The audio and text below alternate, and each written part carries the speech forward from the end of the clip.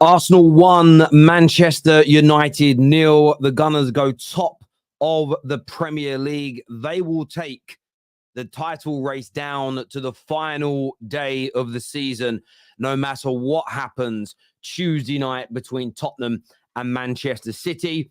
Today wasn't the beating, the humbling, the destruction of Manchester United that many predicted.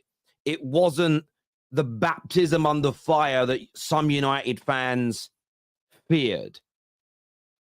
It was a close game in some parts. The overarching quality for Arsenal shone through. Going to break down both teams for you and give you my views and give you my opinions. I want to start with Arsenal because they won, and then I want to speak on Man United. They may not win the league title this season, Arsenal. They may not go on to do it. But when you listen to legends speak about why teams are so good, why they become great, how they end up winning major trophies, so much of it is built upon a solid, top-class defense. And that was the fundamental difference between Man United and Arsenal today. And it's the biggest reason, in my humble opinion, that Arsenal are in this title race. Today, not a foot really put wrong by Arsenal defensively. There was a few little mistakes from Partey earlier on in the game, a bad pass back from Declan Rice early in the game. But Saliba and Gabriel, the fact that both have been admitted, the fact that neither feature in the Player of the Year conversation is an absolute abomination. Their individual performances today, their collectiveness as a pair was absolutely top class. I think one goal in 2024 conceded out of London. That is absolutely phenomenal. And if this would have been last season's Arsenal team with the likes of Holding as an example, I think if Zinchenko was playing at left back today, Ahmad would have got changed. And you know what's really interesting watching Garnacho today? This man dribbled past. I was looking at one stat here that I was really interested in. So Ben White was dribbled past today. So Odegaard on the right for Arsenal, the left for Man United, dribbled past 3 times. Rice got dribbled past 5 times today at fullback. But every time Garnacho will get on to him, didn't always make the right decision, especially in the last 5 minutes.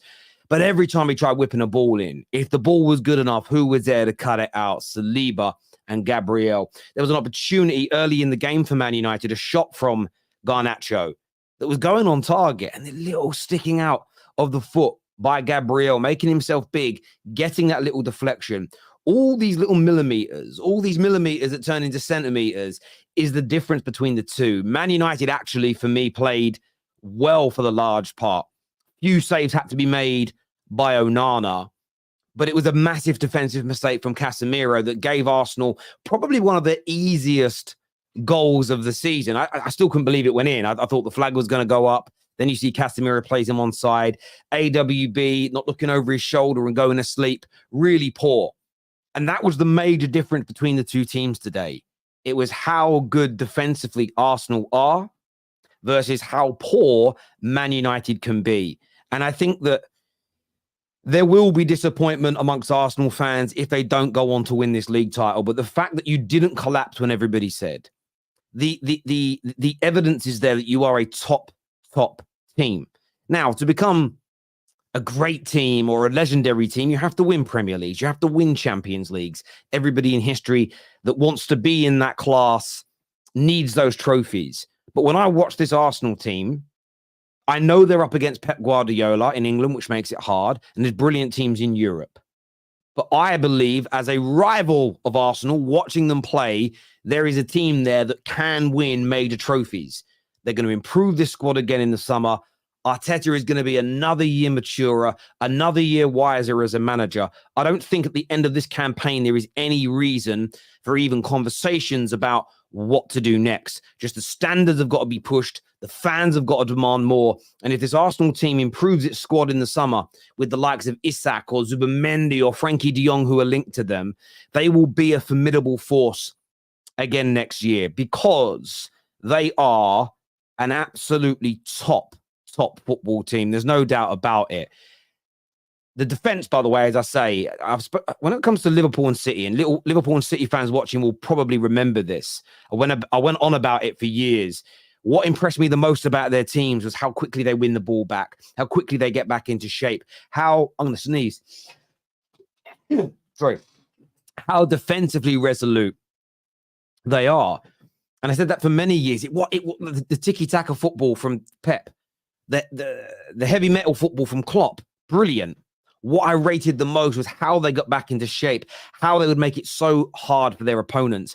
And today, that is what was done by Arsenal to Man United. We won the ball back off of your attackers quite a bit. I thought our midfield today turned the ball over in good areas. We played it into, and I'll get onto that a little bit later, why I think United was so good at that element of the game today. But when it got to the final third, yes, there were some poor decisions from players. I do think we didn't try to get the ball into the box early enough at times, but it's because Arsenal, when we got to the edge of the box, they made it difficult for us. And sometimes Arsenal fans will celebrate the win because it keeps them in the title race. You can't always win 5-6-7-0. You can't always be the best footballing team in terms of the attack. These types of games are what make champions. And whether it's this season you become champions or whether you go on to do it over the next couple of years, it's these moments, these gateway moments that will put the confidence into these Arsenal players. Larry here said a win is a win. At this stage of the season, Larry, 110%. 110%. It's a win is a win. There's no doubt about it. And this comment here says Old Trafford has been a difficult place for Arsenal forever. 1-0 was a professional performance. And it certainly was. And I was watching the game and I thought to myself, Arsenal maybe last season, Arsenal definitely 2 years ago plus, drop points in that last 10 minutes. They just don't quite have the steel to see themselves through. The growth and the strength of this Arsenal team is brilliant. And look, there's going to be detractors of Mikel Arteta. There's going to be rivals are going to be putting a lot of pressure out there around, well, he hasn't won anything. It's been a failure of a season. You should get rid of him. We should look to bring somebody in better. Always come back to them with one question. Who is that person? And are they attainable realistically? Probably not. The only managers in the world I think that are better than Arteta at this particular moment are unattainable right now. And I don't think any amount of money is going to be bringing them to Arsenal at this particular juncture. But as I say, really, really solid from them. Both teams weren't great. See, I disagree. I wouldn't say either team was great in every facet of the game. But Arsenal defensively were great. Arsenal's shape was amazing. Neither side was world-class today. I would agree with that. But I actually think it's because both teams nullified certain areas of each other's games and made it hard for them. And both need to be praised for that, in my humble opinion. This super chat here says, considering injuries and form, I will come back to that in a minute. We'll come back to the Man United stuff when I get on to speaking about them directly. Is Terry a United or an Arsenal fan? Why is he glazing them so hard? That expression of glazing is so funny. Well, my job is to talk football. I'm a very lucky and privileged person that I've been able to build this platform for you, with you, together. I'm being professional. I'm being professional because that's my job, to be professional. And I said I'm moving on to Manchester United very, very shortly. This year says the hype is real. United's entire defense is out and best two attackers. They had more to do with how the game went than any other great performance from Arsenal. Look, there's elements of that, but I'll talk on it. And United put in a really solid performance, in my opinion, considering all of that. And you heard what I said, their performance. I haven't mentioned that many times this year, but I will in this case. However, defensively, we just couldn't penetrate Arsenal. That element of Arsenal is great. And when you say the hype is real, I don't quite know what you mean. They're in a title race with one of the greatest English teams of all time, definitely the greatest of this generation until the final day. I don't think Arsenal, you can't be overhyping, unless somebody's saying they are the best team in the world or they are the best Premier League team. That's the only way you can overhype Arsenal right now. They are a brilliant footballing team. They're a top side. They're a Premier League or a Champions League away from being looked at as a great team potentially. So I get it. Need Unai Emery banned from the Emirates for good is what Garrett has to say here. This here from Della Spurs, who says, no, Arsenal were not that good. United just that bad. Man U's attack looked like Spurs, impotent and dull. Look, I think it was stopped. So much of it was stopped by Arsenal today. As I say, that's my view. That is my opinion. But look, I would like to hear from you guys what your thoughts and feelings are on Arsenal today. Now moving on to Man United. I did a preview this morning and I spoke about my fear of playing Arsenal today, my fear of a battering, my fear of us being ripped apart. I've also been very, very critical of Erik ten Hag this season for making no real changes to how we play in and out of possession, being too easy to play through. And then when we get the ball, due to our poor shape, there are less options for us to transition the ball through. Those two things for me have been our biggest issue, aside from our injuries. The reason the injuries have not been for me the go-to excuse is because there's been no base of a performance. And that for me is key. And I said in the Arsenal monologue that performance was key today from Man United. We definitely needed better end product from our attackers today. But there is still a lack of pattern in the way we move forward. Do our guys in the box know if a cross is coming in early, if it's coming in late, or if we're going to pass it back out again? There is no consistency in the way we attack. That needs to be worked on, there's no doubt. But what gives you the base to work upon is what we did in and out of possession today. And I've been talking about this for weeks. I wanted a performance, put a result aside, a performance that I can say, get on board with that. And today, what we did out of possession, we went into a 4-3-3. But it was a real interesting one because McTominay would push into the front three. And then you would see the likes of sort of Ahmad and Garnacho at times tucking in centrally into the midfield to fill the holes that all season have been gaping. And it made it hard for Arsenal to pass through. This gave the support to Casemiro and Johnny Evans, who at their age, and the fact that Casemiro is not a centre-back, it gave them much more protection. They also weren't up against a very, very powerful and athletic striker. That does help. I'm very aware of that. We then, because there was a midfield structure, very good performance, I thought, from a young man like Kobbie Mainoo on the ball. And Amrabat put in the type of performance today that I was expecting to see for the vast majority of the season. There was a couple of wayward passes, but I'm not going to nitpick. This is a man who was winning the ball back in his duels. He was intercepting passes. He was 9 times out of 10 in the right place at the right time. And there's very little rhythm to his game because he hasn't played enough football recently. But all of this came about. So I think some of it had to do with the crowd, and that the energy at Old Trafford was beautiful today. And it gave me goosebumps at times, even when we were losing. I really liked that. They looked at a very vulnerable and young team in areas, and the fans got behind them, and I respect that. But Ten Hag deserves an amount of credit today because he adjusted the system. He filled the holes. And I look at it and think, if 6 months ago that adjustment had been made, and then the team works on that and it grows, and you build a solid foundation. By the way, we're at home to Arsenal and we had more of the ball. And that was a lot of that was us. A lot of that was us, because when we conceded, Arsenal then had the ball, they were dominant, and we settled again. And I was really proud to see us settle. Normally we throw it away. So I want to congratulate that element on Ten Hag, because it gives us, for the next 2 league games and the big final for us, something to go, right, it worked. And we were still able to work the ball into areas of the pitch to try and be dangerous from. If we were performing like this for the lion's share of the season, with our injuries, you would hear me say that injuries have cost us. Because I think if we got the ball in some of those dangerous areas today and had Luke Shaw on the left, who's left-footed, had Rashford in the team, Bruno Fernandes with his creativity, Lissandro at the back, Varane at the back, there is a genuine argument and possibility the game goes a different way, because you've got more individual quality in a system that I thought had some chemistry today. Now, there's loads about this performance that would still need to improve, but you improve it by having a consistency of shape, a consistency of approach, but in one that's solid, that doesn't make the players nervous. And you saw some of that confidence grow. So look, I tweeted this out. Should Man United take encouragement from that performance? For me personally, yes. And Jay here makes me laugh, says, can't believe the nonsense I'm listening to. Well, Jay, that's because If we're basing this, if it's results-based analysis, then it's poor. But I can only be consistent with my own view of football. And that is that I've wanted Man United to put in a solid base of performance. And we did that today. I'm unhappy with the result. I really would have liked us to have got the draw at the very least, if not won the game. I was disappointed in the lack of service into Højlund again. I thought generally his hold-up play was pretty good, barring one sort of mistake where he turned into Saliba.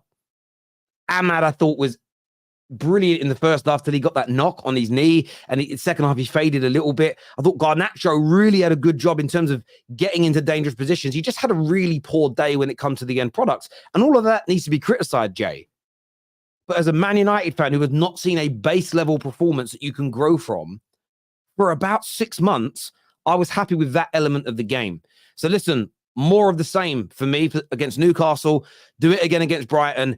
Get it drilled into these players. And there is a very small percentage chance you could beat Man City. I stand by that statement. Small percentage chance. Definitely a much bigger chance than if you leave the whole midfield open, as we've done for 95% of this season. Now, I'm going to bring the panel out in a minute. I'm going to go to some super chats first. This here from Akil says, horrible performance, but I get the nerves. Very important to get 3 points at this stage. No fans should focus on the performance. It's game week 37. Yeah, I don't think Arsenal fans should be focused on their performance. They got the W. That's all that really matters. I think Man United fans should be looking at their team. And again, I wouldn't be cracking open a bottle of champagne for a 1-0 loss. That would be ridiculous. But with how bad we've been in the middle, sorting that out, I get it. I'm happy with how the match went. It was all about the 3 points. No matter how is United, you've got to respect them. Look at what happened to Liverpool 2 times in a row. I hear you, bro. Ahmad was great today. United weren't that bad. And that's probably where the criticism for Ten Hag is going to come in. Because why has Ahmad not started more games on that right-hand side? As an example, why haven't we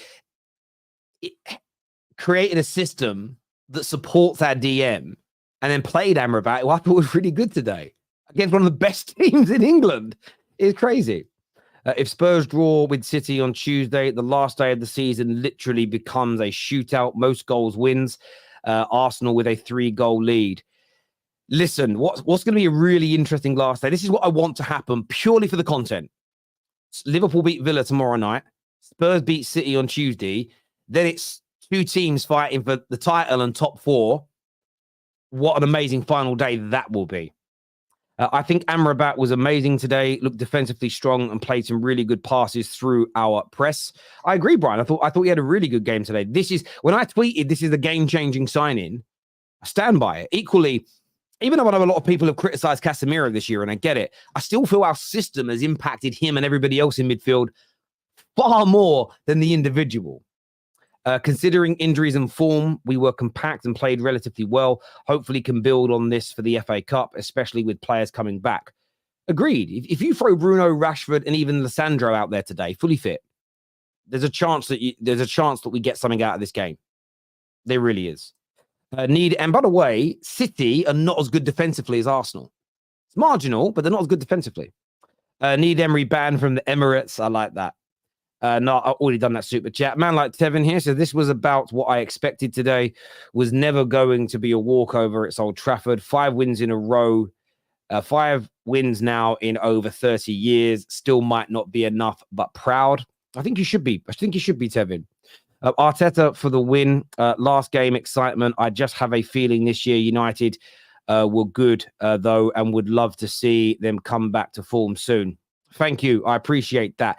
Garrett's here again said, would like to mention that the title will be decided by a poor VAR decision for Newcastle and one in favour of Doku against Liverpool. VAR deciding this title. You can definitely look at it that way. You could also look at it, you probably shouldn't have got beaten by teams, lost points against teams like Fulham and West Ham in the season as well. I think all of it plays a part. Thank you, Luke, for asking everybody to smash the like button. If you haven't done that yet, please get that done for us, people. Terry, even when we have gave the ball away, we don't panic. Arteta also pretty calm in the dugout, and the team on the pitch replicated that. Yeah, I agree. Arsenal fans predicted this match was predictions for this match were wild. I knew this match will be closer than expected. I predicted a 2-1 to Arsenal. Sell Cass, his time's over. I hear you on the last bit. Professional performance controlled in second gear. Maturing is what Jason says. It was a positive play today. We didn't get smashed at it. Looked better. Yeah, when you consider how bad we were against Palace, there was a lot of worry going into this game. I agree. This is what we do. Give you a false sense of performance. You got the job done at Old Trafford. Take our 8-2 and spin. Tottenham, that had a great game too. Tottenham thought. Listen, Sid, I'll be honest with you. You know me. I'm not biased when it comes to this stuff. I was happy with what Man United did today. I think if Arsenal could have scored some more, they were trying to score more goals. We nullified Odegaard today for large parts of the game. As an example, we did some really good stuff today. Delo had a very good performance against Bukayo Saka. As far as I'm concerned, one real mistake made the difference. And look, I'm disappointed that we didn't get a result today, but where United are in the balance of things, I'm very happy with that, my friend. United looked good, but I think the Gunners took the foot off the gas. Hope United grab the cup over City and we win the Premier League. City get nothing. I hear you. Saliba, man of the match at the Etihad, Old Trafford and Anfield. Yeah, what a player. We'll be talking about him with the panel. If we don't win the league and some Arsenal fans want Arteta out, they need their heads examined. Cheering for Spurs on Tuesday.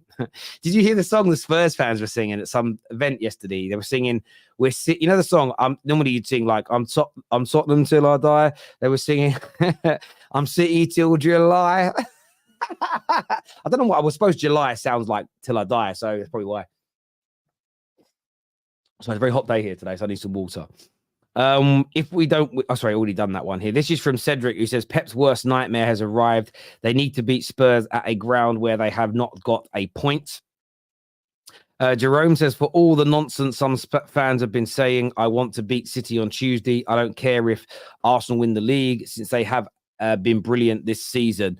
Top man, Jerome. I like that. I like that approach from yourself. Look, it's time for the panel now, people. Do us a big favor and hit the like button if you've not done so already.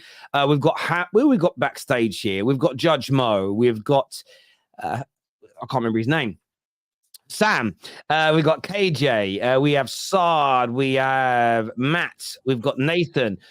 I don't know this guy, but we've got Giuseppe, who's going to be coming out and joining us on the show as well. Welcome back, everybody. Hope you're all well. I'm going to go to Sard first, as an Arsenal fan who got the W today. Talk to me, mate. You're on mute. Yeah, listen, it was a good defensive performance. Big up to Gabriel, big up to Saliba. Yeah, big up to Gabriel and Saliba. It was a good defensive performance. Big up to Raya as well for making saves. The rest of the players, Tomiyasu out of position. Ben White getting absolutely done by Garnacho, who in my personal opinion is a very poor player. And yes, he can get past the player every now and then, but we're lucky that his final finish is absolutely dog shit. The midfield today got outrun. I feel like they looked like they never played before together, and yeah, they got outrun by a midfield which I didn't think would do much against them. I really think the attack as well was not good. They were very slow, very lethargic, and I feel like today, I'll be honest, I disagree. I think we made Man United look very good. We made you guys look good because we weren't pressing enough. There wasn't that same speed. There wasn't that same, there wasn't that same want to try and go get the ball and attack with conviction. There wasn't that against Manchester United. And listen, for me, it's a poor United team. It's a poor United team, and I feel like you should be going for more. You should be trying to get more, because even if we went and took risks, I still don't think that they would have scored against us. I think our defense is that good that they wouldn't have scored against us. But listen, overall, we got the points. So points on the board is all that matters at this point in the season. But yeah, I'm not really happy with the midfield, not really happy with the attack, but we move, man. It's the end of the season, so I'm not gonna fully cry and be like, oh my God, look at this, look at that. But I really wanted, like, listen, you know what I was saying in the group chat, man. I expected you guys to come out there. I expected them to smack you guys, and they didn't do that. They took the one goal and they said we're okay with that. We're okay with the one goal, which I think for in just in the game that we're in right now. And the situation that we might possibly have if they draw to Spurs on Tuesday, inshallah, ya Rab, inshallah that happens. If that happens, the situation that we're in, we need. Wallah, ya Ameen. The only thing that I'm saying is, if that happens, bro, we needed to push that goal difference. We needed to give ourselves a good margin of error, like in case we go into that game and we only score one goal against Everton. So that's the way I'm looking at it. I really wanted us to push that goal difference up so we keep them as far away from us as possible. I hear you. Mo, do you agree with what Saad said there, that this United team was poor, they didn't really play well, and it was about Arsenal playing in first gear? Or do you think United actually stopped Arsenal from producing more goals and dominating the game more? No, Arteta was scared 100%. He didn't want to go for it. It was very obvious. He didn't put pressure. And it's by design, and I like it. If I'm an Arsenal fan, I should be happy. I shouldn't be negative. I should just say, I got the 3 points at Old Trafford, 1 win in 16 games. 1 win in 16 games. People think it's an easy game. Yeah, Man United look poor. It doesn't matter. This is, if you opened up and you consider a goal or something, you would have been here crying. A lot of Arsenal fans would have been, oh, why didn't we play conservative a little bit? Why didn't we just play defensively? They would have been here crying. But basically, Saliba had a great game. Gabriel had a good game. Right? Ben White got cooked, which is fine, which is all right, got cooked. But Garnacho's not good. But I thought it was by design, Terry, to be honest with you. I thought Arteta really, I saw him actually pointing for his players to be back, because he knows that this Man United team are toothless up top. You're toothless up top. It's your players don't take chances, and he banked on that. So I think Arsenal fans should be happy. Don't be greedy. Don't be greedy. You're still in the beginning. Don't be greedy and think that I can be Manchester City and go win at Old Trafford 3-4-0. That's not going to happen. He managed the game well, and hats off to Arteta. Ten Hag had a good game, but hats off to Arteta for managing the game. Another clean sheet for Arsenal, and Arsenal fans are complaining. Come on, stop it. Stop it. You're not that guy yet. You're not. So why? No, Mo, I don't like that. I don't like that, though, because you're making it sound like I'm sitting here and I'm just being like a spoiled child who just got a Lamborghini by wanting a Bentley. That's solid gold. That's not what I'm saying, Mo. All I'm saying is the game that we're in right now, if Tottenham draw with Manchester City, it is goal difference. And City, who do they have? West Ham. They're more than capable of going and smacking Manchester West Ham 5-6-0. If we go and we have a game where we win 2-0 or 1-0 against even then, sorry guys, I'm gonna add 1 point. I'm gonna add 1 point. If you ask, you play Everton. Okay, I'm gonna add 1 point and then stay silent for the Arsenal fans. Guys, wait. If you ask any Arsenal fan, are you going to make up the goal difference in a Man United away game? They're going to tell you no. And it doesn't matter how bad Man United are. If you opened up and you got scored against today, you would have been here crying. Your manager did the right. You scraped the win. That's the title. You scraped the win. Hats off to Arteta for scraping a win in the final yards of the season at Old Trafford, something that you don't do often. So come on, just be happy, bro. Can I just add something as well, Terry? Because the whole goal difference thing doesn't really even make sense, because the reality is that if Man City drop points, the goal difference will remain at +3 going into the final game of the season, whether it's a draw or a loss. Actually, if it's a loss, the goal difference will increase, right? Because they will. So therefore, it's going to be plus. If they drop points going into the final game, we're going to be 3 goals up. So even if we win 4-0, even if we win 1-0, City would have to then win 4-0 to match. They're capable of doing that, though. Yeah, but even then it would go to head-to-head, so they'd have to win 5-0. So there you go. Like, it's not that big of a deal, right? At this point in the stage, I think we're looking at things that are not even, that are not likely to even kind of come into play at this stage of the season. It's a big if, right? And it's a big if, Tottenham take points away from them. But the reality is goal difference is not going to play a part in that type of way, because they ain't going to make it up if they drop points. I don't think they do drop points, but Yeah. I hear you on that. KJ, from a United perspective, do you feel as though, do you agree with what Saad and Mo have said? This was sort of Arteta, I'll use Mo's words, he was a bit scared, he didn't want to open up, and they sort of let Man United's midfield dominate, and they let Man United win the ball back and move it to the edge of Arsenal's box? Or do you think do you think some credit needs to be given to Man United for their performance? If I'm very honest, very minimal credit goes to Man United for their performance. Yes, you did the basics right and had midfielders where they should be and fullbacks where they should be for most of the game and people tracking. But at the end of the day, I think Arteta chose those tactics. He told his team to play a bit more reserved. He told his team to make sure that you just get the job done and didn't open up. So we weren't great today, and they could have easily played better, I think, in my opinion. I think they're playing in second gear. They easily could have played us off the park if they wanted to, but Arteta didn't really want to do that. If you can say it's cowardice, you can say it's game management, season management, you can say it's just being professional, whatever you call it. But whatever it is that I think this was Arsenal. It's more Arsenal deciding to hold fire than it was for Man United to have this really brilliant performance. Because today's performance, and the reason why I'm frustrated is that we're in a position where we're getting praised for the basics, like with some child, like with some kid with one leg learning how to flip and run for the first time. Like the basics shouldn't be praised. It should be, yes, we should highlight it in terms of Ten Hag's finally made a good decision in how we've set it up, and I'm like, fair enough, but it's basic stuff. It's not difficult to do. Yeah, no, listen, I get where you're coming from, and I wouldn't necessarily call it praise. I think we have a lot of what we do as a job is we try our best to have honest, fair, open conversations. And when I've criticized Ten Hag this year, people have said, but Terry, the injuries, but he needs time. And what I've said is that the basics aren't there. The basic level of performance isn't there. And I'm using today as an example where I think there was one to a certain degree. I'm not saying it was like, oh my God, we were phenomenal, we deserve so much praise. The frustrating bit for me is why haven't we fixed that hole in the midfield 6 goddamn months ago? We'd be in a very different situation.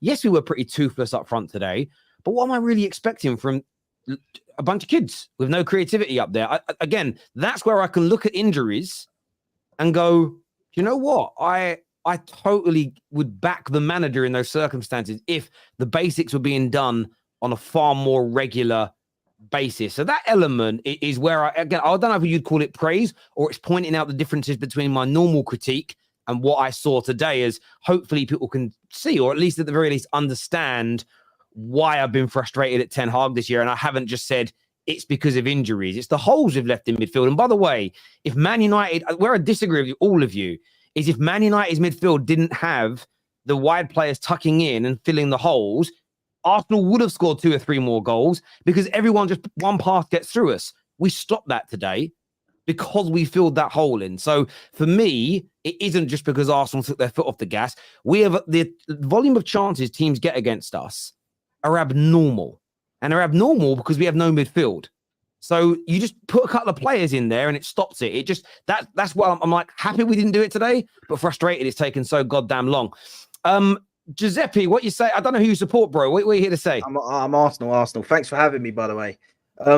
Listen, I actually agree a bit more with you, Terry. I don't know why people don't want to give Man United any credit. I think Amrabat had a good game. Dalot had a good game. I think they had individuals that had really good games. I thought Maino had a good game. And I think there was a bit of nerves from Arsenal and Arteta. Yeah, we wanted to stay compact. But when we don't play good, this is the thing that I've watched a lot of Arsenal this season. Because our defense is so good, when we don't play that good or a team don't let us have that much, we have in us to stay compact. So it might have been a game plan, but it might have just been that we went out there. Man United actually stopped us doing what we really wanted to do. So we just went back into our shell almost like a tortoise and just waited there and said, listen, come at us. You ain't getting past us. You're not hurting us. So I think because when I was watching us going forward, we wasn't able to, everything was getting cut out. They were on us as soon as we were getting the ball. So there was an element of us not going for it as much, and an element of Man United also playing quite decent. And I said to a lot of Arsenal fans that I was actually I weren't happy that Man United lost 4-0 to Crystal Palace. I thought that was the worst thing that could have happened to us leading into this game, because when a team gets battered like that, they normally come out and put a performance. We never do great at Old Trafford. The last time we won there a few years ago was a 1-0 as well, I'm pretty sure. And before that, I can't even the time that we ain't won. But the game today, I thought Gabriel Saliba outstanding. I thought that's the reason we are where we are this season. Let's be honest. The reason we're competing with City till the last day is because of them defenders. And I think, yeah, we can't complain. Arteta's showed maturity. The team showed maturity.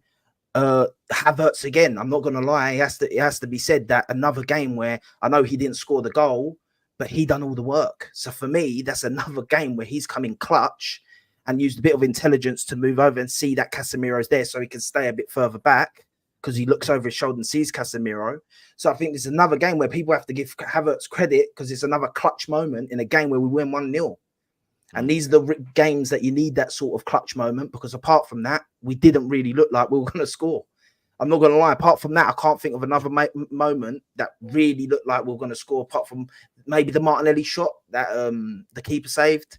So yeah, for me, we can't complain. I know Sard wanted more goals. This ain't the game to get the goals. We need to look at this and say we get the win. No matter what, 1-0 is cool. It's the Everton game we have to go into and say we need to smoke these, man. At Arsenal, last game of the season, that's the game that we have to look with 3 goal difference ahead of City, which means if they draw, it's 3. And listen, even if they win 6-0, yeah, we can beat them 3-0, 4-0 if we go out and we look to do that on the final game of the season. So I think that's the game more we had to look at adding goal difference rather than this. This was about getting the points. Away at Old Trafford, it's just about getting the points. Yeah. I hear you on that. But by the way, when you started talking, I do remember you being on the show before. It's just I don't actually remember faces. I remember voices. I'm a bit strange like that. Voices I get a lot more. Viewers, make sure you're hitting the like buttons. We've got a lot of people to speak to on here. This is an interesting super chat. It says Man United was supposed to have a say in the title race. We did. We stopped Liverpool winning it. So we did have a say in the title race.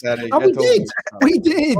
For as bad as we are, we popped. We ruined Klopp's leaving party, bruv. We rocked up and we ended your leaving party. Stop doing this. We drew to Palace. We lost to Palace after. You also lost to us in the FA Cup and haven't only won 1 trophy. So look at them now. They want to do all this. Oh, congratulations! You beat Liverpool. I know. It was good. It was good. You get Oral here says, listen to the United fans panel. I mean, there's only 2 of us here when we were speaking. KJ is just miserable. I don't know what it is with KJ. Maybe he had to do some gardening today. I don't know. No, it's not that. It's literally just today's like. So I'm not going to blame Ten Hag overly for today. Like Arsenal are a better team than us. We expected them to win anyway, and the game plan from the start of the game was pretty much clear. For once, we have a clear game plan of how we are potentially going to succeed, and the players weren't good enough today. So I'm not really frustrated at Ten Hag about that, but it's just the way that we're toothless in attack. It's not inspiring, you know. Like we're getting this pity kind of props from rivals and people saying, "Oh, we didn't get back. Well done, pat on the head. You didn't get battered. You had a good midfield for us." No, I get that. I get that. But there's a reason for that, KJ. The reason why. Yeah, I know. But the thing is, I know the reason is because we're really bad. You're getting pity because you're a pitiful club. That's the reality right now. So, like, what else you want us to say? You want to sit up here and be fake? Like, everyone expected Arsenal to slap the shit out of Man United. So it's normal. But you guys also if you lose 1-0 to pat you on the back and say, "Well done, good job." Like, what do you want me to say? This is the reality. I just want you guys to say the truth. That we were crap, bro. That's all I want to hear because we weren't. Yeah, good. no, but you weren't crap. You weren't crap. You weren't crap, KJ. You weren't crap. Do you see our attack? That wasn't crap. Yeah. You see our build up towards the goal? That wasn't crap. KJ, your attack has been crap all year long. First of all, big up to you guys. You get me? Even though Terry forgot my name, I've only been on the terrace for 3 years now. Big up the chat, like and subscribe. So anyway, I think I actually agree with what Terry said. I actually think United do deserve credit for that game, from a defensive perspective at least, because Arsenal didn't create enough chances to slap you. Like Arsenal did not create. Forget them missing chances. Like the Liverpool game, obviously we created a whole lot of chances, but we missed them. That's when you go like, okay, United were exposed at the back, blah, blah, blah, but you got the result. But Arsenal today, they did what they had to do. I agree as well with Mo's take. I don't know what Saad is waffling about. I'll be honest with you. Like you haven't won at Old Trafford recently in a long time. You've won like 4 wins in the last like 20 years or something. So obviously it's a stadium where you don't do well in. Saad. Wallahi, So it doesn't I matter. understand what you're saying Wallahi, it about doesn't Golden. matter. Hear Wallahi, me it out. doesn't Hear matter. me out. No, it خلاص. doesn't. No, تفضل it تفضل doesn't. تفضل. You're والله the doesn't. same guy. Me and you are the same people that are relying on Spurs to beat City just because based on history. So history matters. You get me? Come on, you Spurs, this Tuesday. Me and you will make peace. Just get something against City this Tuesday. But anyway, today is a game where Arsenal just needed to win. Today is not about making up goal difference. But you can make up goal difference against Everton at home. Because the same way that they play West Ham at home and they're on the beach, well, guess what? You play Everton at home and they're also on the beach. Everton they're not fighting for anything. They've already guaranteed safety. It's not like they're trying to, make sure that they're safe. It's not like they're fighting for Europe. They have nothing to fight for either. So just like West Ham have nothing to fight for, Everton have nothing to fight for. And if you need to spend money, if you need to, make up the goal difference at the end, you can make it up against Everton. Old Trafford is not the game that you look at and go like, you know what, this is the game that we're going to score 4 goals. And when you look at games like the Palace game, and even when they've been slapped by Bournemouth or Fulham or whoever, that's different.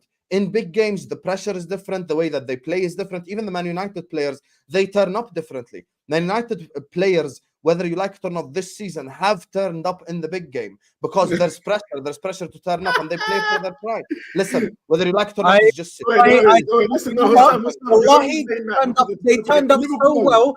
KJ and Man City, they played like prime Barcelona. Against Manchester City, they played like prime Barcelona. Or like this Man United team were going crazy against Manchester City. That's one. Yeah, of the they played well. That they played well against. Even the game at the Emirates. Get out of here!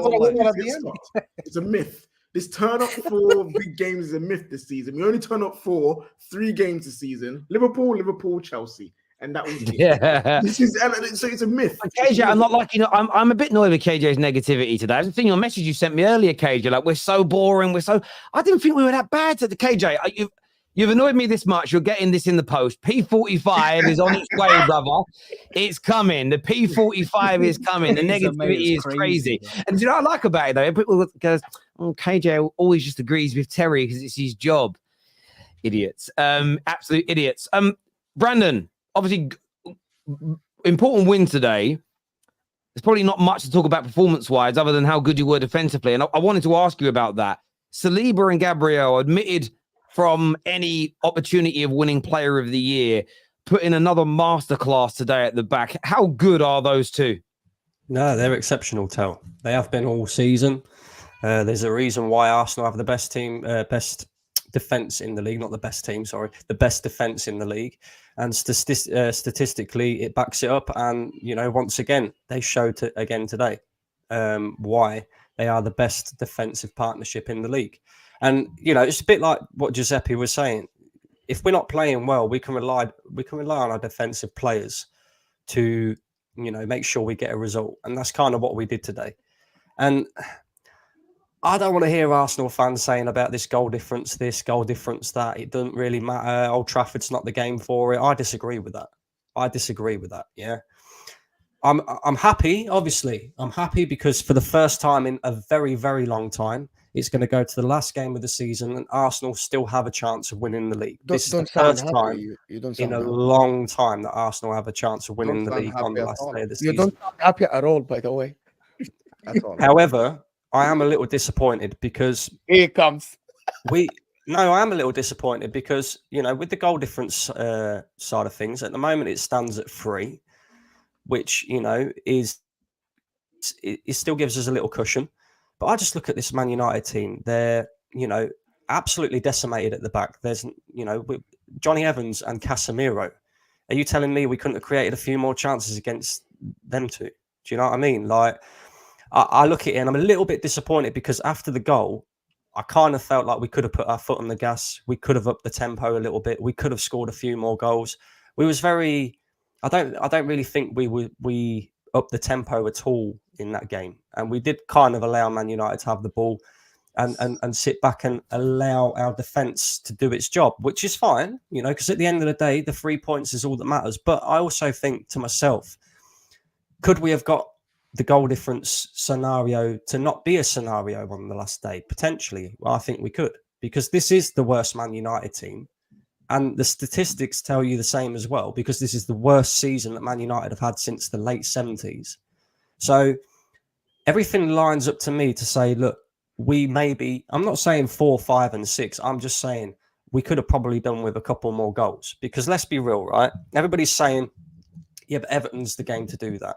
I think people are forgetting that there's a reason, and yes, they're on the beach. I get that. But there's a reason why Jordan Pickford, up until last week, was in with a shout of getting the Golden Glove, right? So Everton are not an easy team to put 4, 5, 6 goals past, right? Because they've kept a hell of a lot of clean sheets this season, right? They have. West Ham, on the other hand, who Man City will be playing on the final day at home, have been slapped 4, 5, and 6 on numerous occasions this season, and very, very recently as well. So that is a game where I look at and think, yes, if Man City need to make up the goal difference, they can beat them 4, 5, and 6. Can Arsenal beat Everton at home 4, 5, and 6? We'd all sit here and say, yes, we'd expect to. But when you look at the statistics as well, how often have Everton been slapped up this season? Not very. So I look on this game and I think, okay, it's away at Old Trafford. We haven't won there for a long time. But this is a decimated Man United team that's been very, very poor this season. And I expected us to score a couple more goals and make it a bit more comfortable so that goal difference doesn't play a factor no more. Because it's potentially there, right? Because let's be honest, City have got 2 games left. I don't think any of us expect City to drop points. But if they do drop points, let's be honest, they're not going to lose a game. If they drop points, it's going to be a draw. So then all of a sudden, goal difference does play a factor. And I just look at that City team and think, can they slap West Ham 6 at home? Yes, they can. Can Arsenal do the same to Everton? I'm not so sure. You know, I know we did it last season, but this isn't the same Everton. This isn't the same Everton. I hear what you're saying there. Deniz, welcome back to the show, mate. Do you agree with that take from Brandon? Bro, like a few weeks ago, goal difference was basically, it was clear for us. Now it's 3. Bro, we won the game, man. Like, I think going to Old Trafford, I don't care if United decimates. And by the way, they are. I don't think we played well today, by the way. I think it was a bad performance from Arsenal. I do think a half-decent side probably does win this game or at least get a point. But the main thing is we won the game. Old Trafford's never an easy place to go to. Ask Liverpool that. They were pumping United in the first half. Yeah, they still came out with a 2-2 draw. So for me, we got the 3 points. That's all that matters in that respect. Our defense came through big time with the defensive masterclass, because going forward, we were not really stringing passes together whatsoever. And that's the main thing, bro. Because as they say, attack wins games, defense wins championships. We've obviously won this game here today, and we've taken it to the final game of the season. That's all I can ask for. Every single Arsenal fan on this panel, if you told them at the start of the season, whatever happens, last game of the year, you've got a chance to win this title, would you take it? Every Arsenal fan would have. And we're there. We're in the moment. The players are ready for it. The manager's ready for it, because Arsenal could have lost this game today or dropped points today. Given what happened with Man City yesterday against Fulham, it would have been easy for Arsenal to basically think it's over, crumble a little bit. It's a pressurized game. And let's not forget that every game you get closer towards the title, the pressure mounts on every single one of those games. Like City have a lot of pressure already, make no mistake about it. But now there's even more pressure going into the Tottenham game, more pressure going into the West Ham game afterwards, because there's thinner and thinner margin for error, because there's less time to make up the ground on each other. So for me, look, like I said before, Arsenal's taking it to the final game this season. That's all I care about at this stage. Goal difference doesn't really matter to me right now. Look, if it comes down to goal difference, we lose the title on goal difference, so be it, man. So be it. That's, in my opinion, that's in God's hands right there. For me, I'm looking at the points on the board. That's the main thing. Job done. We got the 1-0 win. Not the greatest performance, but we got the win. I hear where you're coming from on that, bro. Obviously, differences of opinions there. Sophia, from a United fan's point of view, a lot of people feared an absolute drumming today. It didn't happen. A lot of people playing down Man United's impact in this game and just saying it was Arsenal. They didn't come to play. They just let us do it. How did you see it from your perspective? I mean, I definitely did not expect us to be battered. So, you know, that wasn't the case for me at all. I did expect them to win, maybe probably by 3 goals, not by just 1. But I felt like Arambad had a good game. He showed up. Kobe Mainoo did well. Garnacho was frustrating to watch, but he has to work on his decision making, as we all know. But and Ahmed as well. I think he had a good game. It's just a bit frustrating that they haven't been getting game time earlier. Slowly getting more and more integrated into the team would have been better. Especially now that we know Ahmed had to go, get subbed out due to a knock. I don't know if he'll miss maybe the next game, but I felt like in some aspects we did show up, but we weren't clinical enough, I would say. This probably has to be the worst attacking front I've seen ever, and I've been a United fan for 20 years now, so it's unfortunate. Høylund, bless his heart, but he was invisible in this game. Lord have mercy. I forgot he was playing. We need to get another striker in this summer, because he cannot be that number one striker at all. And there's I felt like the game was all right, but it's a game where both teams were a bit poor, in my opinion. I hear where you're coming from, Sophia. I do, and I think, listen, the only thing I'll defend there is Rasmus Højlund. I thought his hold-up play wasn't particularly bad, but we need to get the ball into him more. He feeds off scraps. Now, he's not R9. He's not going to get the ball at the edge of the box, dribble past two players and score. So if anybody has those expectations for him, I think you're deluding yourself. He's not that type of striker. The numbers don't lie on this. He has had 1/3 of the opportunities created for him as compared to the likes of Nicholas Jackson and Darwin Núñez this year. His conversion rate is better than all of them. But it's literally, for a striker, that's a numbers game. Lionel Messi's conversion rate in his career is 18%.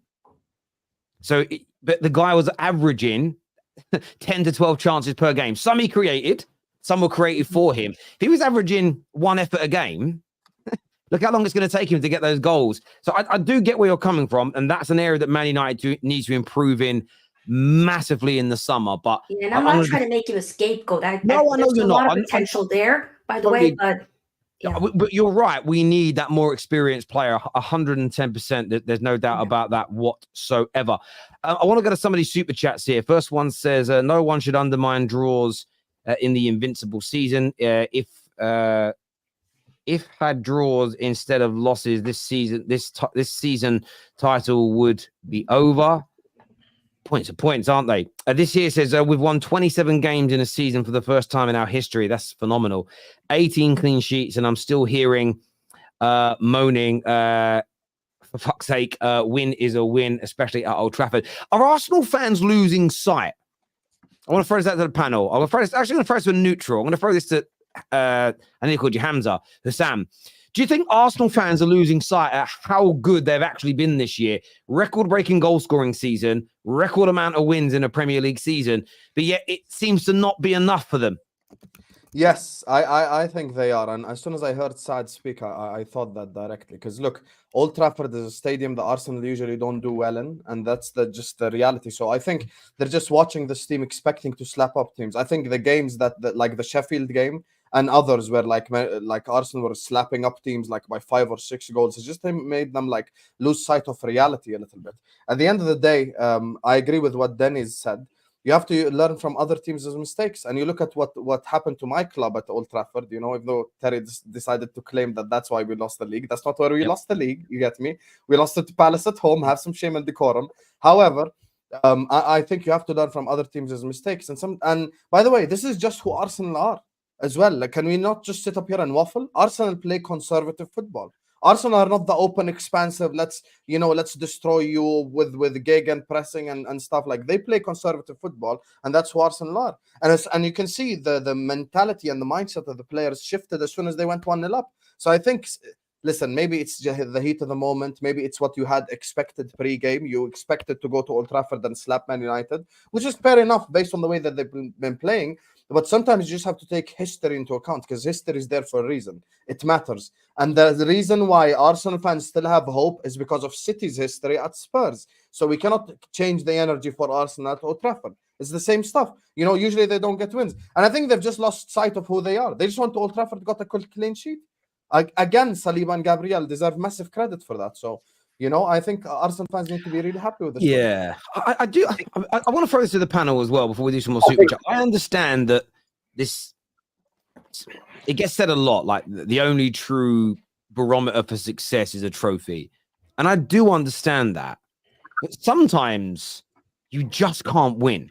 For instance, in Usain Bolt's era, there were people running speeds that were good enough to have won multiple Olympics and break world records, but they were just not as fast as him. That didn't make them bad runners.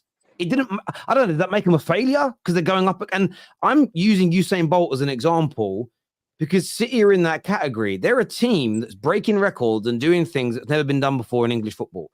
I think sometimes to be angry at your team not being able to beat them, I just think it's not realistic, potentially. I don't know. I don't know how you all see it. Depends though, Tel. It depends what it comes down to, really, doesn't it? If it comes down to goal difference, then maybe we will look at this Old Trafford game and go, oh, maybe we could have done with a couple of goals. If it comes down to just, City win their remaining 2 games, we win our last game of the season, then I think we'll all be looking at that Aston Villa game as well. Because the Aston Villa game, they were mistakes that were made by ourselves that cost us the game. Like that's, I understand that, and I understand it, and maybe that's just where football has gone now, and this is why it's a conversation as opposed to a point, because what you're asking for is almost perfection, and that's almost impossible in sport. And the point is, if you're not going to be happy until you have perfection, you could be waiting a very long time. Because Pep Guardiola, no disrespect to Arsenal and Arteta, I don't think Arteta is ever going to be as good as Pep. So therefore, you may never get to City's levels on a consistent basis simply because of who they have as their manager. And maybe you're just, in terms of that pursuit of perfection, could you not just be pissing in the wind? Maybe. But I think also, if you want to win the major honours in this country or in this league or even in Europe now, you have to pursue perfection, because Man City are built on pretty much perfection, and they win most trophies. Most of the Premier Leagues in recent times, Manchester City have won. They're winning all the trophy. You have to pursue perfection. I get you. I get you have to pursue it. No, I disagree with you, Terry, a little bit. I'm sorry. Terry, go on. Man City have not been perfect this season. Man City have not been perfect this season. Yeah. That's, I know you're that mentality. I get where you're coming from, but not this season. They haven't been perfect. They went to the Club World Cup, and they should have come back with 8 points behind. But Arsenal dropped the ball, and Liverpool dropped the ball here. It's not because Man City. If Man City win the league this season, it will not be because they are perfect. They are still one of the best teams, but it's not this season. This is not the season where Liverpool won 17, drew a game, and won 18 after, and still lost the league. That's not the case here. I mean, they are unbeaten. They are unbeaten in their last 32, 33 games, are they not? Yes. Yeah. I mean, that's just, again, no one is no one. By the way, let me finish my point. Mo. Let me redefine this so the argument is fair. Even City at their best are not perfect, so nobody is. But City has still got the best squad, the best facilities, the most amount of money, which is not a dig, it's the truth, and arguably the greatest manager of all time. I don't think you shouldn't demand perfection. I don't think you shouldn't want to win, but being angry that you're not, being angry at your team for coming so close. Let me finish because I want to respond to Terry. Go ahead, Terry. You finish the point. Finish, yeah. I actually think what you're asking people here is be happy if you come second to this guy, Pep Guardiola. No. It's all right. It's okay. That's how I hear it. Okay, so I'm going to throw this to Deniz, but I'll respond to that. That maybe that's how it comes across. So, and that's fair because perception is important. Hang on, bro. I'll come to you in a second. My reasoning is this: I saw Sir Alex win 13 league titles for my club, Manchester United. In between some of those seasons, other teams won them. I was disappointed because I wanted to win, but my reaction wasn't to throw baby out with the bathwater. This is what I'm talking about. So for me, I think if they come, I'm not saying be happy you're second. I'm saying be happy with how good your football team is. Be disappointed in not winning, but knowing that you're a really good team. And there is no way, in my opinion, right now, that it is conceivable that Arsenal will regress massively next year or something along those lines. So I'm just saying that I feel like in football now, it's either I'm going to be really happy and say nothing negative, or I'm just going to consistently be angry. And I just think there's a middle ground that makes more sense to me. That's all I'm saying. Can I expand on what Mo's trying to say? Because when you look at the three, because Liverpool obviously were involved in the title race until recently, City have actually taken the least points off the top six this season out of all of us. Arsenal the most, yeah, because we beat Man United home and away. We beat City at home and we drew away. Beat Liverpool at home, drew away. Yeah, we're taking a lot of points off the top six this season. So we're, in terms of perfection, we're almost there, right? And it's still not been enough to win this league if Man City win their remaining 2 games. City have drew twice at Chelsea. Yeah, they drew twice at with Liverpool as well. They lost one to us and drew one. You know, and then the only traditional, let's say, top 6 side that they have beaten home and away is Manchester United. Right. So I look at this and I think, out of it, though, in terms of perfection, like Man City haven't been perfect by any means this season, especially against the big clubs. We almost have been, and it's still not been enough to win the league, Tel. So I kind of look at it and think there's obviously been errors where Arsenal have dropped points against teams that they should be beating. So maybe rather than, you know, we should be looking at ourselves. Does that make sense? I understand. Again, there's nothing wrong in what. Let me go to Deniz. There's nothing wrong in that, and I'm not saying you shouldn't be wanting your team to win. It's just the sort of stone faces, the lack of enjoyment, and the lack of, I want to win, but I'm so happy with how good my team is. That seems to be missing, and maybe it's because my team hasn't been in a title race for 10 years, and the landscape has changed. Maybe it's because you haven't won one yet. Maybe if you win one, and then the next year you don't, you won't be disappointed. But there's something about, and when people say they're not that good, right? They're tracking towards 91 points, which is more than they won it with last year. I think it will be something like of all 7 titles, it's about their 4th from top in terms of most points at 91. It's phenomenal still. Deniz, over to you, mate. Yeah. Now, I just wanted to say, because if I'm interpreting what Terry is saying correctly, I 100% agree. Like, there's nothing wrong with chasing perfection. I 100% agree that with everything in life, you should chase perfection. That doesn't mean you should be unhappy until you reach perfection.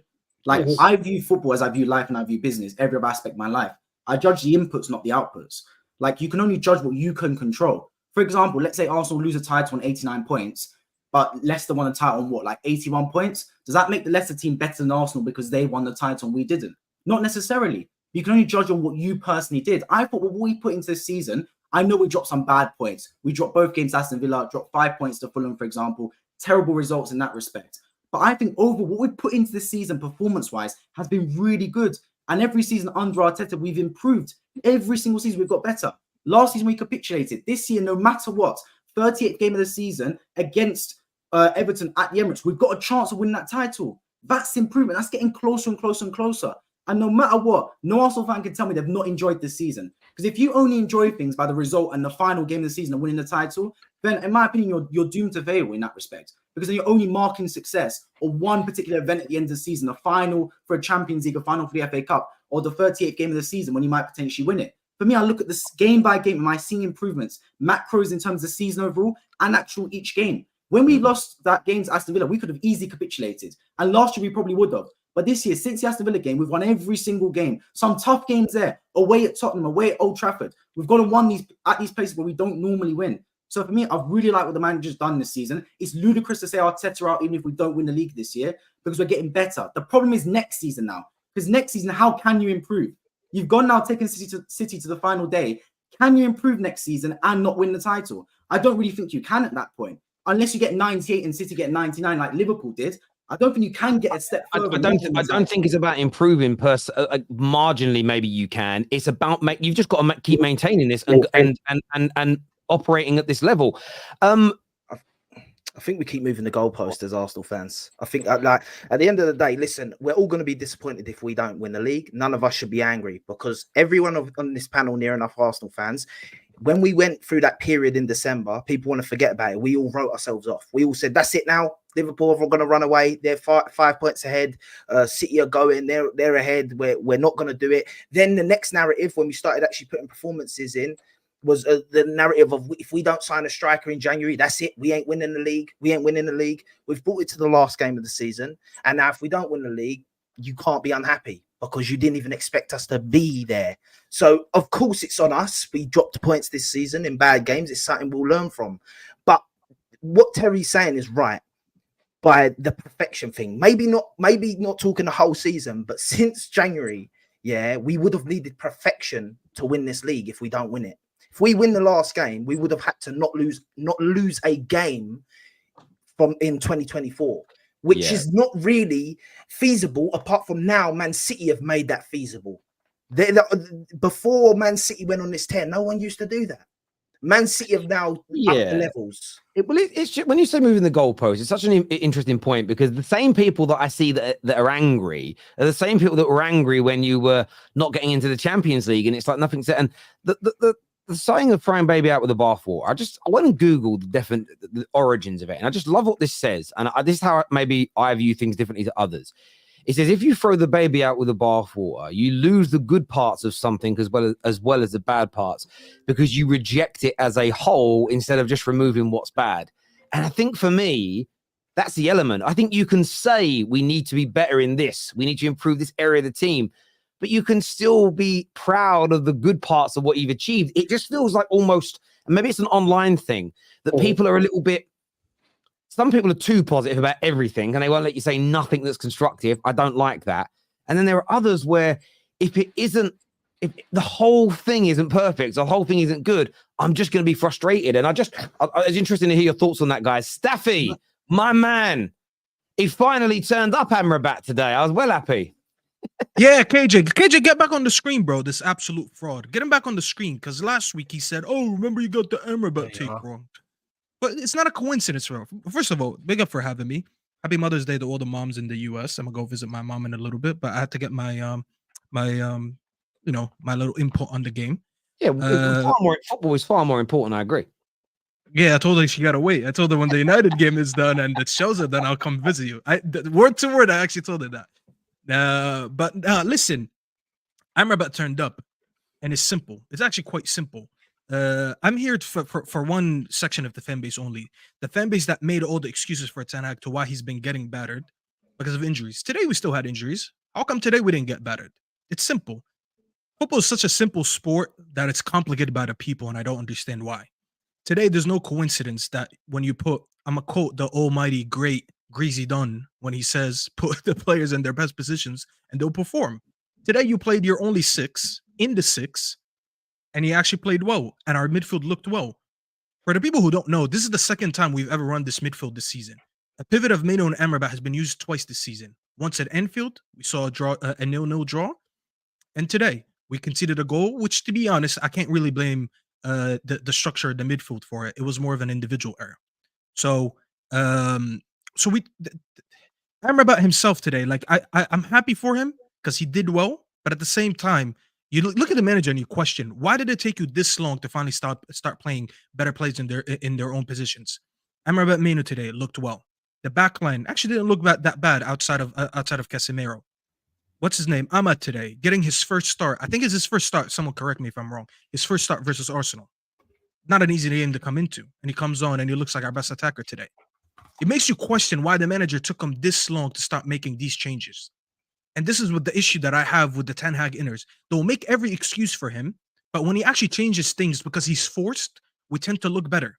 Why do you have to be forced to make these changes every time? You know damn well today, if Rashford was available and Bruno was available, you wouldn't have seen this midfield. But we arguably lose today with a higher score if he doesn't play this midfield. So this is the frustration I've always had with this guy. And this is why I never made injuries as a main excuse to why we lose so many games. Because today you proved to me that you can set up the team better. The structure looked better. Yes, it was on Arsenal to leave us the ball today. And I agree with Mo. Mo said this earlier. He said, Arteta banked on giving us the ball, and it worked out for him. I agree with him. And I told Sad that yesterday we were talking about the game, and I told him that's how I would approach the game from Arteta. Because they're going to go for the long ball. Højlund is not going to be able to hold up the ball, and you guys will win it again. The thing about them today, I don't really felt like they wanted to expand. They didn't want to play risky football. They'd rather stay compact and just win the game. And to be fair, you scored early, so you didn't need to take risks, and it worked out. So at the end of the day, when I'm keeping it about my team, when I look at Ten Hag, I'm asking you questions. Why did you set us up poorly all season when the solution was there? The solution has been there. And I don't even want to dwell too much on Aaron Wan-Bissaka and Casemiro, by the way. I mean, the more I talk about them, the more the fans get annoyed of me saying everything repeatedly, and I'm tired of repeating myself. Casemiro, a complete sabotage job. You look at him, bro. The guy is actually sabotaging the team at this point. Gives away the ball, too lazy to run back, and doesn't even cover the front post. Aaron Wan-Bissaka, I told people this for a while, and every time I see Sophia, I just think of Aaron Wan-Bissaka because she knows it. Like, you know the debate we've been having for a while. We've been talking about it for years. Aaron Wan-Bissaka, cash money, always bet on this. He's either going to play someone on side or he's not going to cover the post. Today, he didn't cover the post. It was only Trossard in the box. How can you not cover him? He's the only one there. So it's not a coincidence. The two worst players that I've been calling up for a while cost us the goal today. I don't want to say one more thing before I move on to someone else. I feel like we play with 10 men every game. This Højlund guy, I swear, it always feels like we're playing with 10 men. This guy is being carried every fucking game. Offers nothing on and off the ball. And I understand you want to talk about conversion rates and chances created for him and how many goals Messi scored at what rate and all that. All that is fine. But he offers nothing outside of that. Like, he really doesn't. And I can't have a striker who's 70-something million who can't give me anything off the ball. Today, he was horrific. Yeah, he was good today, Staffy. Højlund was good. No. Højlund was good today. I thought he was a menace and he was getting himself involved, holding up the play. I thought he was a big part of what he did today. Look, there's obviously room for improvement for Højlund. 100%, I agree with you in that respect. But I think what he's given you overall in a really bad United team this season, I think there's been more positives than negatives from his aspect. He's definitely not a part to blame in his Man United team. What are you talking about, brother? He's given it. His whole play is non-existent. That's not true today, Staffy. That is not true. That is not true today. He only had the ball passed to him on 17 occasions today. That's in terms of that. 15 of them were opportunity for him to hold the ball up. He lost possession in one of those hold-up plays once. Every layoff and pass he made from a hold-up position found a teammate. He lost the ball once where he turned inside and Saliba got his foot to the ball. I'm not saying this guy is R9. I'm not saying this guy is absolutely mesmerizing. But his hold-up play today was decent. This is why you don't see him, though. We seldom pass the ball to him. We, over the course of this season, are not working the ball into that position. So I'll give you an example today. Arsenal weren't trying to attack, everyone says. Are we all going to consistently agree on that? Arsenal weren't trying to attack? In a Arsenal team that weren't trying to attack, Kai Havertz in the same area got 38 touches of the ball today. Yet, in the team that's attacking, we fed the ball into Rasmus just 17 times. I'm not saying he hasn't got to improve, but when you say he offers nothing, so we're not working the ball to him. We also get the ball out wide how many times today? And all of them were guilty of this, including Ahmad, that was great. When are we whipping the ball into the box? When are we trying to cross it?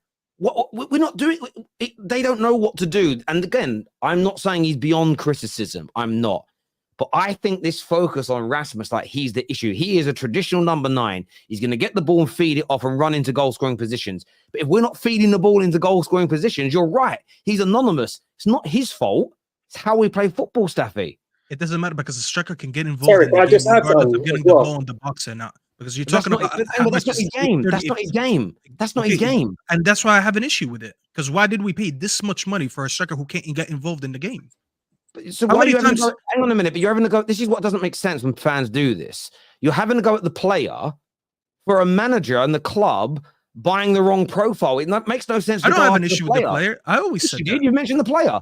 Yeah, I said he's non-existent, but I didn't blame him. I know that's his game, but why did we sign him? Why are we playing him that way? Why are we playing as a hold-up striker? But that wasn't the conversation that you started. What do you mean? That's been my conversation all season. He doesn't get involved in games, and a part of it is because he's not good enough for it. So why did we sign this profile if he can't do that? You're talking about touches. You're talking about touches from Havertz. Havertz knows how to get involved in the game outside of just being in the box. He's not a poacher. But the thing is, he's clearly been instructed to stay in that spot because if we don't see him drift out, right? And this is why we're carrying him. So this still feeds into my point. No, but like here's my thing. Højlund is very raw. So is Garnacho. You made a tweet about Garnacho and Hamad, which I don't agree with. You shouldn't. We need to stop comparing our. What was the tweet? What was the tweet? What was the tweet? Ahmad is what people think Garnacho is. I'm not lying about that. No, but the thing is, Staffy. One, they're two different players with two different profiles that we need in the team in general, right? Two, we need to stop using our own players to beat another player within our own team. We need to stop doing that because it's not helped us as a team. Y'all did that with Sancho, but I can't do that with Garnacho. All right. But you criticize it. Why do you do it? Sancho to criticize what? We don't see it. But anyway, that's besides the point. But my main point is this: Garnacho, Højlund. Those two today, people say that poor games non-existent and stuff. Why have they not improved? We are putting out young players who have got raw talent and ability, just putting them out there and saying, go be the guy, when they're clearly raw as hell. Ten Hag has not developed these guys good enough, in my opinion. And Rasmus Højlund, you're talking about like he's not getting involved in the game. He clearly is not being told to, as much as it's not part of his game, he's also clearly being told to stay in that area. Be on your back on the centre back, and that's what we're going to bring you into play. Why are we making so many excuses? I don't understand why we make so many excuses for these. It's not an excuse. This is not good enough. It's not an excuse. It's a We're reason. always saying, but the manager this, but this is not his game. Bro, just say that the player is not good enough. Why do we Hang on a have minute, issue hang with on a saying minute, the players though. are not good enough? But a minute ago, Staffy, you're sort of talking about, people play well when the manager gets it right, but yet you don't have that same energy ever for players you don't like. No, but that's not what I said. I said when you played the player in his position. So I said when we played the six, our midfield looked better.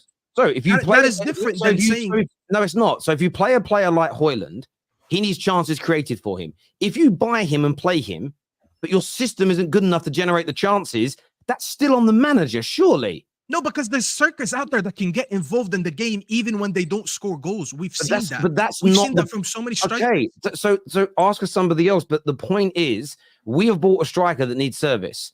The manager hasn't created a system that's creating that service. That's the issue, because Haaland, okay, if he wasn't having chances created for him, wouldn't do very much else in the game. So if you've got a team that's not creative, Haaland isn't the guy that you need. We've bought a guy that needs chances to be created. We're not creating them because I'll give you an example. We know all season we've all been asking for Ahmad. We all think different things of him, but we've all been asking for him. We've only now just got it. I know some of that was down to injuries. Imagine he was given 10 games, 15 games where he could learn and build relationships. The players know when to make runs because they know what a player is going to do. It would give us more opportunities. I think I understand that you don't like Rasmus and I can accept it, but it's this sort of notion that we're blaming him for not having his game tailored to by the club. I'm not blaming you. I'm just saying he's not good enough. Why can I not say he's not good? That's not necessarily blaming you. How can any player show that they're good enough in this system? From a neutral perspective, yeah, I think both are true. I think obviously he's not getting the service that he should be getting, and obviously that hinders his game. But I think what Staffy's saying in terms of his contribution outside of that is non-existent, and it is fair criticism that we give to Haaland, right? When City are not giving him the ball, but I'm just saying it's generally spoken about in the media, anyways. Is that what does he offer when he's not being, when he's not being serviced, right?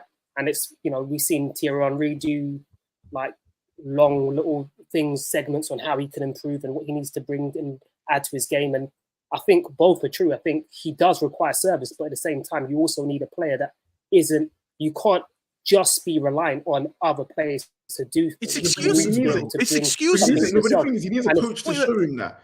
Because he's being told to stay up there and battle with defenders. He doesn't drop deep because he's not told not to drop deep. And this is exactly no one's showing it. Sorry, Terry. No one's showing these little changes in his game because he's been playing the same the entire season. For me, that says more about the coaching and the development of the player than it does the player itself. And that's the element, Staffy. I know you call it an excuse, Staffy, and I understand that. But this is the logic that I've been asking this question for 5-6 years, and no one can give me a straight answer. If the technically gifted players are not improving, how are we not being more sympathetic with the less technically gifted? If really gifted players are being damaged by a lack of coaching, why are we turning on the Højlund? Surely we have to keep the same energy that he's not being developed. Why not? I hear that. This is not my point. This is but it's counter to your it is not, because I'm not blaming him. No, answer that question. I am not blaming him. Okay, I can't answer because I'm not blaming him for not developing. This is not my issue. He would be a better striker in other teams. I agree with that. Because there's better teams out there that will create more chances and he'll get a few more goals. This is not the criticism that I have of him. The criticism that I have of him that he's not good enough. There's about 10 players 10 strikers that I can name in the league that offer you more outside of just being reliant on goal scoring opportunities and service being fed into them. And this is where I have an issue. Yes, I'm not fully blaming him.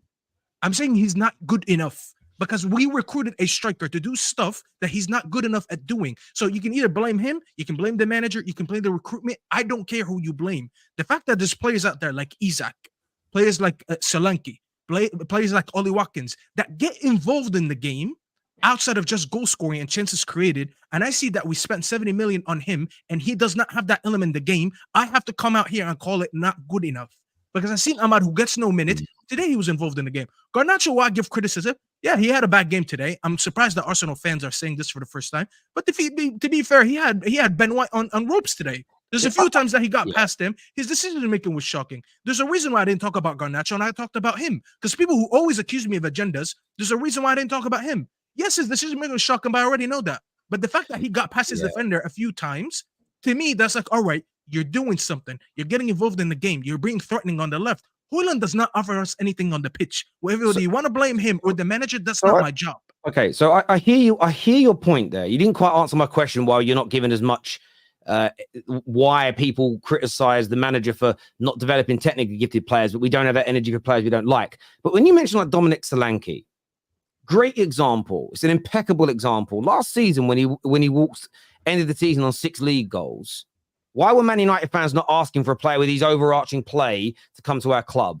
I'll tell you why. Because he was in a system that wasn't particularly good and he didn't look very good. This season, new manager, excellent system, pound for pound. Suddenly, Dominic Solanke's looking like a better player. Why was everybody laughing 2 years ago when I said Spurs were better off spending money on Ollie Watkins versus Richarlison? It was getting laughed at by everybody. Gerrard was there. Prior to Gerrard, it was what's his name? Who's that ginger dude? He used to play for Dean Smith. Dean Smith. Suddenly, he used to play for Leyton Orient. Suddenly, they bring in Unai Emery.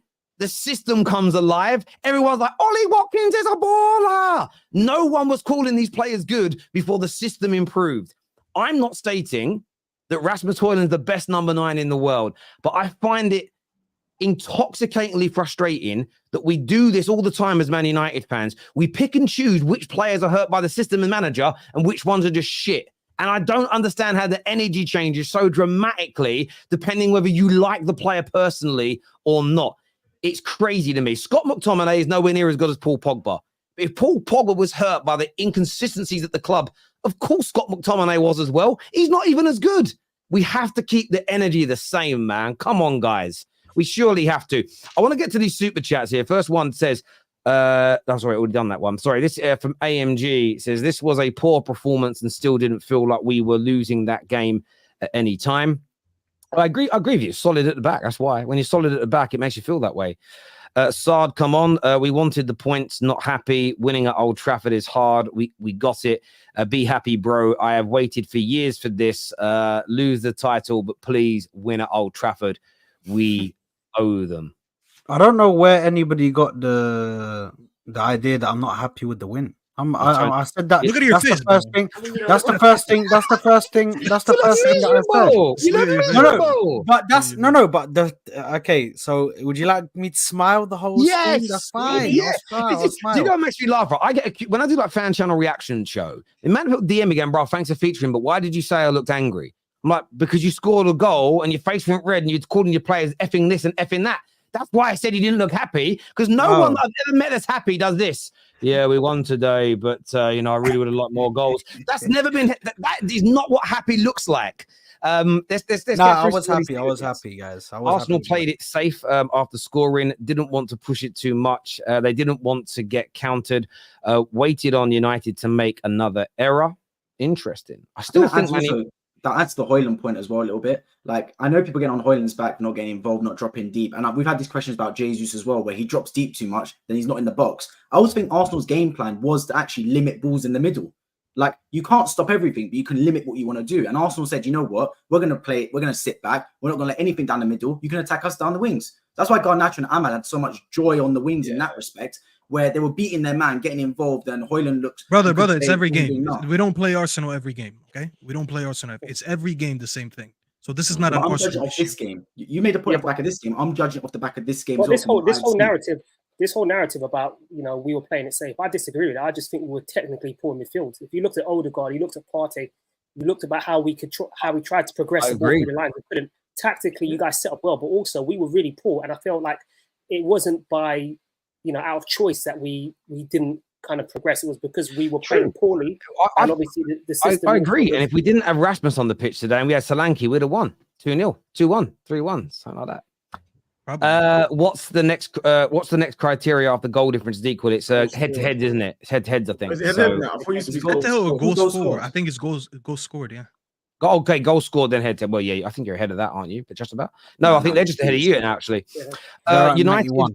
were incredibly phenomenal. They were playing football for once, efficient with the ball, and very disciplined without the ball. Højlund's scuff in the first minute would have changed everything. Yeah, it's unfortunate. Chill. He doesn't get chances. Don't say that. He doesn't get chances. Oh, listen, if I play for United, I'll get one chance. You know what I'm saying? Like, come on, man. Brother, just at least get it on target, brother. I'm not asking for Fam, much here. he I'm slipped- asking he for a shot slipped. on target, and you guys think I'm unreasonable. No, he's Shoot on slipped. target, bro. You know how many players slipped today, bro? Everyone was slipping over today. It happens, Everyday man. excuses, bro. It's everyday excuses. I've never seen such a sentimental Excuses fan base. now. What you know, Everything is problem excuses for You these like certain players. kind of. You like good-looking footballers, bro. I need to question you. Oh, bro. I need footballers that know how to play football. Yeah, that's what I want. Sorry, I wanted footballers that could play Okay, football. but Staffy, and that's fine, but you don't keep the same energy because when it's a footballer that you like how they look, if they don't deliver, you don't come out here and say, "What did they do?" You come out here and go, "But look at this." And again, at the end of the day, if they're not delivering, they're not delivering. You know what? This is crazy, Terry, because I didn't even judge him by the GA. So far, I'm just talking about his overall game. That's one thing I've always kept consistent. Name me I five didn't get things. angry at him. Name me 5 things that he should be doing that he isn't, in your opinion. What are they? It's not what he should be doing. No, It's so what we should have signed a no. striker for. No. He You're doesn't sitting have there these saying- elements in hang his on, game. Staffy, answer the question. You said he's got to do more. Name the 5 things he's got to do. He's got to go. Okay, so you want to talk about how you get involved in the game? So just name me 5 things of specificity that you First want of to all, see. just from get him. more touches. Your link-up play got to be better. Your dribbling got to be better because he doesn't know how to take on a man. I don't know. What else do you want me to say? I can talk about the stuff that involves scoring, but I won't say those because I understand the I want to know. there. Listen, Staffy, it's not trying to catch you out. You're saying you're not seeing enough. I want to know what these things specifically are, and then we can start measuring it, can't we? That's what I just said. Outside of the goal scoring stuff, which is shots So on you want target, his and get dribbling to be outside better? of, So he when you doesn't say link dribble up- well. when He you- doesn't okay, carry the so ball wait, well, and he hang doesn't on, link up play okay, well. So when you say That's link three. up, when you say link up play, what does good link up play look like? How do we define that? I don't know. Just go see what Ahmad and Mainu were doing on the right No, side. no, today. no, All no. these little triangles. That's You link up play. have got to be specific. You can't say these things and then not give me specifics. Hey, what do you want me to does it say? look You know like? what link up play is. What No, I example want to do you hear want? your definition of what you're looking for. What do you mean? I just explained Because it. if When you you're get on the ball expecting- more, you get if more you're touches. expecting him to do what Ahmad does, you're mental. That's He's a not what I winger. said. You're asking me what's link up play. I say, look what we were doing on the So right what side do you today. want Højlund to do? Specificity. Tell me. I just said that. Link up the play with your wingers. Go to does your that mean? wingers. What does Do that little mean? one What does it twos with mean? them. Pass and move. He doesn't do any of these things. Do 1-2s. Well, these are Okay. examples of link up play. What do you want me to talk about? You're acting like you don't know what link up play is. I'm so No, confused I'm right asking. now. I know what link up play is in my mind. I'm asking you for your definition, Staffy. So that we're on What the do you same mean page. it's my definition? I'm not here to Say- define no, terms. No, I'm sorry. That is not So how. you tell me name something, I name it. You're like, okay, so define it. What is this? Of course, define it. Because let's not act like in football. Me and Lee Gunner had a big argument once because he thinks finishing is different from being good at shooting. He said, he thinks finishing and being a good goal scorer are different. Or I look at them as being the same. So you ask for specificity and an explanation so we understand each other, Staffy. You saying link-up play, me asking you to describe what that looks like in your eyes, that is not an unfair question.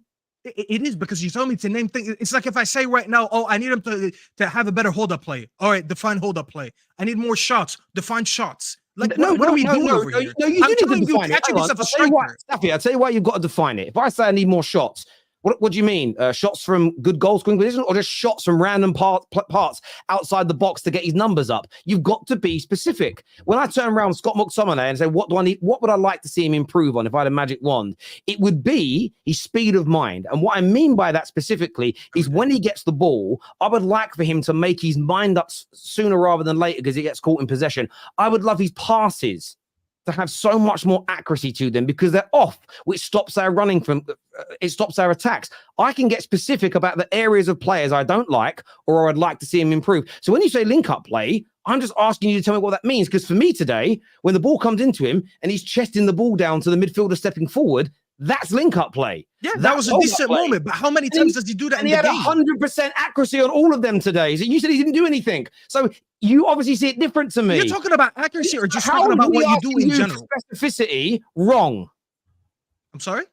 How is asking for specificity wrong when his hold-up play was 100 for 100 today? Every time he got the ball and laid it off to a teammate, he did it. You said you didn't see any of that. So me asking you to be specific is then wrong. How I do said we he get to a needs to conclusion? improve that. You asked me what I want him to improve in his game, not what he did today and what he did it 100% or not. You're asking me what I want him to improve in his game, and I named these things. These are the things that I want from my Vague striker. things. You were vague, and I asked for specificity.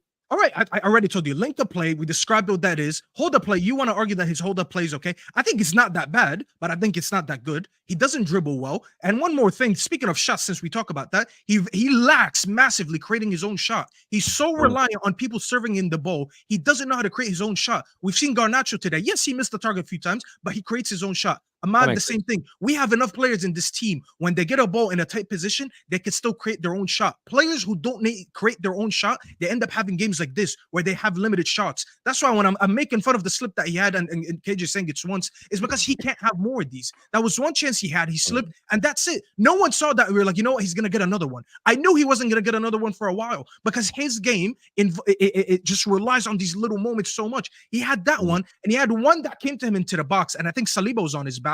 Instead of rolling it and shooting it right away, he took few touches. The defender came up to him and he passed it back. That you can count that as hold up play. Whereas to me, if you take a touch and you shoot it, even if you get half a yard and get it on target or just make the goalkeeper work, to me, that's better than just touching the ball, taking a touch, and then passing it back. So these are little things that you can't want them to do.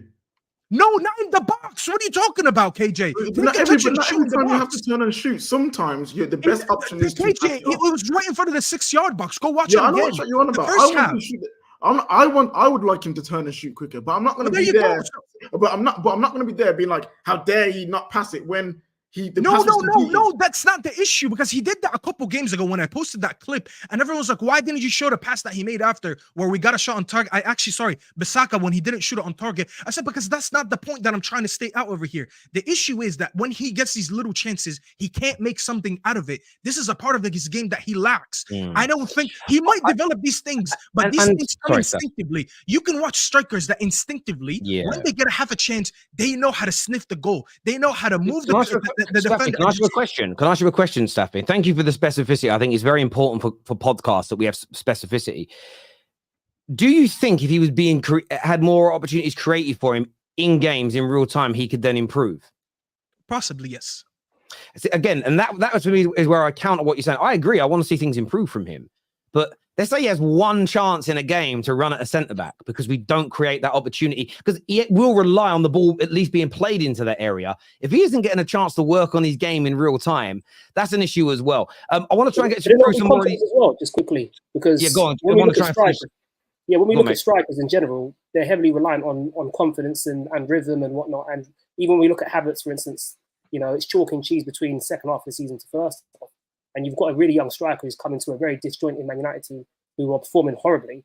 And we've seen the same at Chelsea, right? All these young players in a bad environment struggling. And therefore, look at Jackson and how he looks a few games ago to how he looks, most recently. He looks a much better player and a more confident player, and it plays a part. I think the environment's not optimal for him to show his attributes because he's lacking confidence. And it comes in spades. We've seen little moments when he's excelled in those little things, beginning of the season in Champions League. I think against West Ham, he had, there was a little period in 2024 where he had a little fluster of goals. But in general, confidence is a big thing for strikers. He's 21 as well, bro. Like, what striker is going to be complete at 21? Like, let's be honest right now. Like, he's 21 years old, and you're asking. Now we're talking about him being complete. Like, I asked him to be complete. Okay. No, you're asking you want him to finish chances. I didn't. I didn't ask him. I don't want to get into this conversation again. I didn't ask him stuff. You're asking him to do dribbling, hold up play, link up play. Like, what striker does all that? Shots, having these attributes. No, hold on. This is when you're lying. No, KJ. This is when you guys are lying. I didn't ask him to be perfect. I asked for a striker that has these elements. There's strikers out there in the league that have these elements. Some of them are elite, some of them are not, because it depends on how good you could do it. Meaning, if you could do something better than someone, it doesn't mean that you don't have it. Some of the things that I named, he does not have. And these things that can't develop. Is his positioning going to develop? I think so, because he does a lot of work off the ball. He does a lot of runs. Some of his runs are not good. A manager can improve that.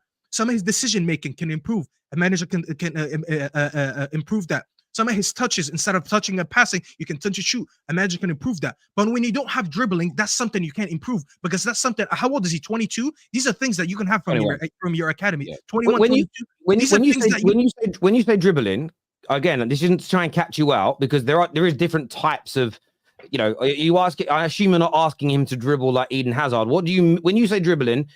Like, give me an example during a game in terms of how and where you mean that. Just simple take-ons. I'm not asking him to be Ronaldo. I'm not asking him to be Messi. He does not have a bag. When he goes one-on-one with defender, he doesn't. Even Garnacho has a bigger bag than him. Garnacho can beat a man. That's one thing I've always given Garnacho. Garnacho can get himself in one-on-one positions and beat a goalkeeper. I've seen that before. Even worse, I'm not even going to compare him to what Martial used to do because it would be unjust. Martial could actually dribble past 3-4 players. I'm asking about simple dribbling. He doesn't do that enough. I hear that. Guys, I've got a lot of super chats. I want to try and get through some of these before the end of the show. I've already done that one. Vultures are coming out for Saka again. He spent most of the game backing up White, for God's sakes. You guys are mad because you predicted a blowout. Yeah. Last time you went to Old Trafford during a title race. It was an exciting game. Arsenal played it right today. Tactically, teenagers were the only threat. Thank you, Garrett. Liverpool played attacking football against Man United, lost the FA Cup and drew in the league. If Arteta's plan on getting a goal and sitting back, then I'm all for it. Finally, we have a win at Old Trafford. Win's a win. Petition to sell Arsenal merch at the United store because we own you this season. We might help you guys with profit and buy some quality. Thanks, Sid. Appreciate it, mate. Kai Havertz has said, I will be the biggest Spurs fan on Tuesday. Yeah, I think every Arsenal fan will be. If only Saliba stayed healthy last season, he played every Premier League minute, but we were supposed to win with Holding last season. 27 wins, new Arsenal record. Thank you, O'Malley. Brandon, mate, you want to go to Old Trafford and win 5-0. You obviously don't understand football. You don't understand how emotional this win is. This game was a very similar at the Etihad. Only difference, Arsenal scored 1 goal. Yeah, I reckon if you put Casemiro and when Johnny Evans played quite well, if you put Casemiro at centre back that day for City, Arsenal would have won. It's true, goal difference is important, but I don't care because Arsenal looked tired recently, and the most important thing was 3 points. Thank you, Hish. 17 wins and 3 draws in our last 20 games in the league, unbeaten in the last 33 in all comps. Can't be. He got beat by Bayern Munich. Can't be true. Oh, that's Please talk about City. Oh, City. Sorry. All comps weren't perfect, but they are still incredible. Sorry, I misunderstood that. My apologies. George the Gooner here says, even if we don't win, it's the players should be proud of what they have achieved this season and learn from that down at the wire title chase that they've just experienced. Your best teacher is your last mistake. Keep pushing. Agree with you a lot there, George. Having less points to win a Premier League does not mean City are worse. It means the league is more competitive, hence 3-horse race. If City beat Arsenal home and away like they had done previously, they'd have 96 points. This is true. If you can't beat floor teams, as you guys and girls tend to say, somebody's been before flow teams, then you don't. The bottom half of the table. Oh, yeah. I hear you there, African kit. Are Arsenal's ownership doing all they can to win? Well, they must be, because the Arsenal fans that don't like Arteta talk about how much money they've spent. Oh, you can't have that again. I would say the Arteta outers definitely think they've done everything they can. Next season, Arsenal need to prioritize the Champions League and Cups. That way, they can't blame Pep if they foul. Arsenal fans laughed at Klopp, but now their second means more too.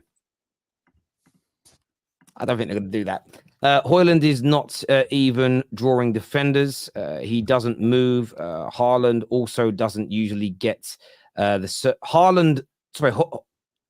Haaland doesn't get the service. But he makes runs in behind. It means when Haaland doesn't get the service, he kind of draws defenders with it, which it is true. Because Haaland might not get the ball, but he could draw away a defender, which creates a space for someone else. I definitely saw Gabriel with his hands full today, to be fair. But he's making the defender back off, which is a really important thing, but that's just me. Højlund became the youngest player to score in 6 consecutive Premier League games. Staffy's hate is unjust. Staffy, name a player who's good enough. Tell me what happened after that purple patch. You got injured. Okay, what happened before it? So he had one form, of 6-7 games where he scored a lot of goals, but a drop before and a drop after. All right, bro, that's fine. But not the system at all when it comes to Rasmus.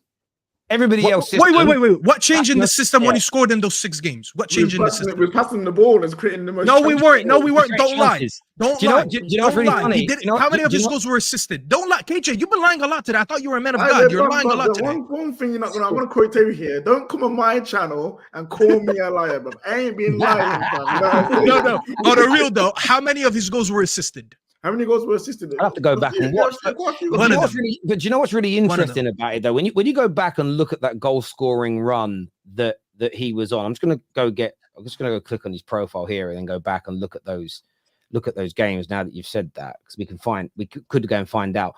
So against Tottenham as an example, we actually created a number of chances that day. He scored one against Newport, so yeah, I'm not really too surprised when That he was the scored only in that assisted game. goal, by the way. The Wolves game, we played really well, and his goal, I don't know if his goal was officially assisted because there might have been a deflection on the way in, but I think Garnacho it was Luke Shaw, I think, worked the ball into the box for him. Against West Ham, he actually got given the ball in a bit of space. He actually did beat a man and he put it into the bottom corner. That was the one time he scored a goal that he did everything that I criticized him for. Yeah, it was outside the box and he beat a man. This is what I would say to you. This is what I would say. And if you think he gets a lot of it, how often in a game has he had a ball in that position to be able to do that? He's had that a lot. That's where I disagree. I don't think we put our strikers into any kind of space in and around the box or at the edge of the box regularly enough, in my personal opinion. Obviously, you got the 2 goals against Luton. The first one was the second one was defender. No, the second one was a shot from Garnacho. So like I said, if you look at the stats, it will say it was assisted, but it wasn't. Are we really counting it as an assist, bro? We're being shameless here. It was a shot. No, we're not. You didn't listen to me. Cognitive dissonance. I said it'll say it's an assist, but it's not really one. So I'm just being fair to you on that one. Tell if only Enzo was getting this Højlund excuses. Again, but this is the point. It's about energy. So if you're a Chelsea fan who thinks the system is the problem, I understand you defending Enzo. Okay, if you're a problem your biggest issue with Man United has been the system has ruined everybody, but yet you single out 1 or 2 players for just being bad and not giving them the same level of excuses as others, that's why the challenge is there. Rian here says Arsenal will win it. It will be so Spursy to lose all their games against their rivals, but win the one game their fans don't want them to win. Bun Hassam. Everyone spam 16 out of 10 in the chat. 16 out of 10. Favorite show. I'm an Arsenal fan, but I love the hatred towards one of your better players today. Kane, Ronaldo, Messi, and Zlatan all have stuff created. You're nodding, but he's saying, what is he? What is he saying? He's saying they had stuff created for them, or they created their own shots. Yeah, that's fine. Old Trafford is still flooding. Yeah, I've seen the video footage. It's absolutely flooded right now, the whole stadium. Jackson equals crap. Højlund equals service profile. Blah blah blah. I mean, I've never said Jackson's. I mean, I don't know who you're leveling that at. I've always praised a lot of Jackson and encouraged Chelsea fans to get behind him. So again, that can't be at me. Arsenal have been relentless in something games. Small games. And grinded out results in small games. No more 8-2, 6-0 embarrassing results. They know how to kill games when they shut up shop. Fans look forward to games now. That's Mikel's legacy. Well, they want more than that as a legacy, I'm sure. Staffy reminds me of Fuad. They have so many horrible takes, but say it with such composed tone that you fall for it, even when you know it's rubbish. Yeah. That's why when I was the first one who said I don't want Casemiro, I was right. Now everyone followed. When I was the first one to say Aaron Bissaka shit, everyone said I was wrong. Then everyone followed. When I said that Delo is our best right back for about 3 years, everyone said I don't know what I'm talking about, but then everyone followed. Yeah, that's fine. I got all these things. You know what? You're right. That's why when you, Drago, I'm pretty sure you thought we were going to compete for the league this season. Yeah, you were right too. Because now we're competing for the league, and I was wrong. You get as many right as you get many wrong, bro. No, I don't. No, I don't. That's the No, game I of don't. football, Oh, baby. no. What's my name? Oh, no. What's my name? We all do, Staffy. By the way, Staffy, I will say this. I love you, bro, but you weren't the first Man United fan to discover that AWB wasn't good enough. Bro, KJ himself was one of the reasons why I used to come on this channel and always say that Aaron Bissaka shit. Because KJ used to come here last season. Oh, I can't believe how much Eric Ten Hag improved Aaron Bissaka. He did improve. He was improved. No, he Yeah, never it- improved. Staffy, you're misinterpreting my point. I know you didn't rate AWB, but you weren't the first Man United fan to go, I don't think he's good enough. Loads of No, people. I'm not think the that. first one. Listen, people, when I say, by the way, let me just get this out of the way. When I sit here and I said this, I said that, it's not because I invented these opinions. There's thousands and millions of people that probably share the same opinion as me. But when I come on this platform, and every time I have a take, I get absolute pelters for it. But then I get proven right, and I say, well, I said so. People are like, oh, look at him. He's so self-conceited. He always wants to say I was right. Bro, you're the same ones that send super chat to insult me. So why can't I not defend myself and get these receipts and say I was right for saying this and that? Listen, I want to thank everybody that's tuned into the show today. My panel, you've been amazing. This is going to take you through to MHF. That's a Sam and Mo's channel. So make sure you get yourselves over there, people. We're back tomorrow with the top 6 show and a little bit more. Until next time, take care. Goodbye. God bless. And I'll see you all again soon. Peace.